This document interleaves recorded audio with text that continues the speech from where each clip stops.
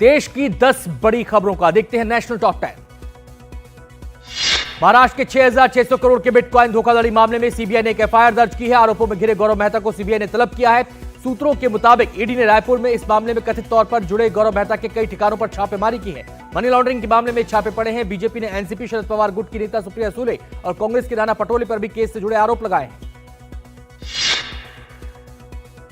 उत्तराखंड के पिथौरागढ़ में territorial army की भर्ती में पहुंचे युवाओं की संख्या इतनी ज्यादा हो गई कि सारे इंतजाम कम पड़ गए। मैदानी इलाकों से आए हजारों युवा गाड़ियों में जैसे तैसे लटकते हुए वापस लौटे, जो बेहद खतरनाक हालात बयां कर रही थी। इनमें से सैकड़ों युवा यूपी से भी यहां पहुंचे हुए थे। संसद की ज्वाइंट पार्लियामेंट्री कमेटी आज वक्फ बिल को लेकर बैठक करेगी। जेपीसी की बैठक में अल्पसंख्यक मंत्रालय के अधिकारियों को बुलाया गया है। सुबह 11 बजे से यह बैठक है। 29 नवंबर तक जेपीसी को इसकी रिपोर्ट पेश करनी है। वहीं केंद्र सरकार नया संशोधित वक्फ बिल 25 नवंबर से शुरू हो रहे संसद सत्र में लाने की तैयारी कर रही है। मथुरा की श्री कृष्ण जन्मभूमि मामले की आज सुप्रीम कोर्ट में सुनवाई होगी। मुस्लिम पक्ष की याचिकाओं में इलाहाबाद हाई कोर्ट के उस फैसले को चुनौती दी गई है जिसमें हाई कोर्ट ने हिंदू पक्ष की ओर से दायर मामले को सुनवाई योग्य माना था। मुस्लिम पक्ष ने मथुरा की निचली अदालत के सभी मामलों को सुनवाई के ट्रांसफर से जुड़े हाई कोर्ट के फैसले को भी चुनौती दी है।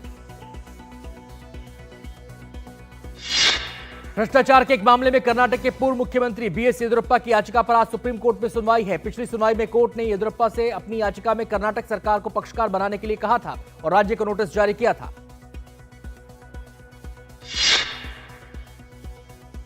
मणिपुर में ताजा हिंसा के बाद मोबाइल इंटरनेट सेवा पर प्रतिबंध और 3 दिनों के लिए बढ़ा दिया गया है। 7 जिलों में मोबाइल इंटरनेट सेवा पर पाबंदी है। मणिपुर के इम्फाल ईस्ट, इम्फाल वेस्ट, बिष्णुपुर, थौबल, काकचिंग, कांगपोकपी और चुराचांदपुर जिलों में मोबाइल इंटरनेट सेवाएं 16 नवंबर से प्रतिबंधित है। पश्चिम बंगाल के खड़गपुर के रश्मि ग्रुप ऑफ कंपनी के वाइस प्रेसिडेंट के साथ 49 लाख से ज्यादा की ठगी कर ली गई। साइबर ठगों ने इंद्र प्रकाश कश्यप को डिजिटल अरेस्ट कर लिया। ये ठगी को अंजाम दिया। साइबर ठगों ने उन्हें मनी लॉन्ड्रिंग के मामले में गिरफ्तार जेट एयरवेज के संस्थापक नरेश गोयल से जोड़कर इस घटना को अंजाम दिया। पिछले हफ्ते झांसी के महारानी लक्ष्मीबाई मेडिकल कॉलेज में आग लगने से घायल 3 और बच्चों की जान चली गई है। अब तक कुल 15 बच्चों की मौत हो चुकी है। 15 नवंबर की वो रात थी जब अस्पताल के एनआईसीयू वार्ड में 49 बच्चे आग की चपेट में आ गए, जिसमें से 10 बच्चों की दम घुटने या जलने से दर्दनाक मौत हो गई थी।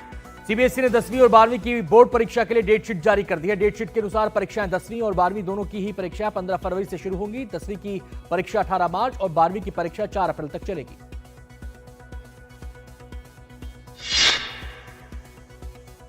दिल्ली एनसीआर में प्रदूषण के हालात अभी भी बेहद खराब है, लेकिन कल के मुकाबले थोड़ा सुधार है। आज सुबह 7 बजे दिल्ली का औसत AQI घटकर 381 पर पहुंचा है। ग्रैप 3, ग्रैप 4 के नियम और सख्त किए गए हैं। अब CAQM ने ग्रैप 3 में ही 5वीं तक के और ग्रैप 4 में 12वीं तक की क्लासों को बंद करने का आवश्यक निर्देश जो है वो जारी कर दिया है।